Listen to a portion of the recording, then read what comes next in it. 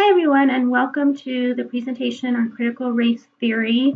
This is going to be part 3 of the continued series, and this part is going to focus on the social construction of race.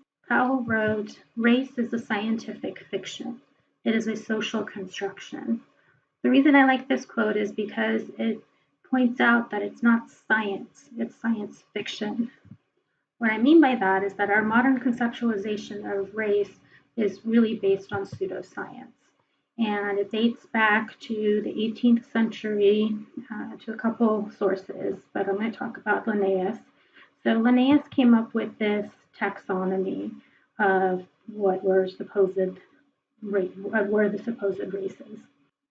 So essentially these were the Native American, Asian, African, and white races. And as you can see, I'm not going to read all of this because it's mumbo jumbo, but you can see that this is where some of these early ideas and stereotypings began. But even if race is socially constructed, it still has important implications and consequences in our society for ethnic minority populations. And this is a concept that sometimes people have difficulty with, the idea that something can be socially constructed and still have implications. I found this, I don't know whether you want to call it a meme or what have you, online, where I'm pretty sure it's from a conservative point of view, let's say, where liberals are supposed to be very upset about the idea that they have to pick between race being a social construct and believing that white privilege exists. And the idea is that both are true, both can exist. Something can be made up and still have implications. To me, when I saw this meme, I was reminded of that scene in The Princess Bride where Inigo Montoya says, "You keep using that word. I do not think it means what you think it means." And that's for me what this idea of having to pick between these two concepts. They can both exist at the same time. Understanding the social construction of race is important when it comes to access to resources. So for example, the census has used different race categories and race/ethnic categories, I should say, ever since it was first created. And this is important because from the earliest moments in our history, certain identities were counted. And when they're counted, then they're granted access to resources and power, primarily including those who were white while excluding those who were other, legally, politically, and socially.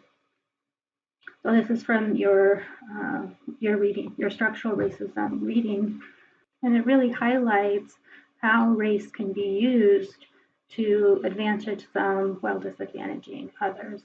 I found this great website and this cartoon that depicts the census as the actual race card. And I love this quote: "To justify everything from segregation to eugenics, proponents of scientific racism have utilized pseudoscientific literature about the supposed natural hierarchy of these races."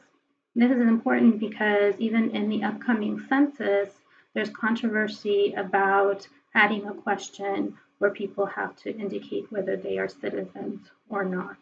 Although that question may not seem to be about race, we have to wonder who they're trying to capture in the non-citizen category, given the current climate around immigration and particularly Mexican immigration.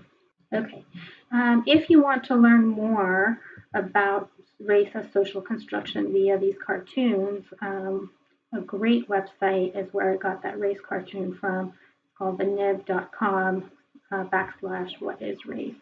And they kind of chronicle it, the social construction throughout history. Okay, so that's the end of part 3. We just have 4 more to go. And here is the cartoon for the idea of race as social construction. And it's a little girl and a little boy, and he says, "Really, you don't look like an Indian." And then here's all of these images that he has about what Indians or Native Americans are supposed to look like.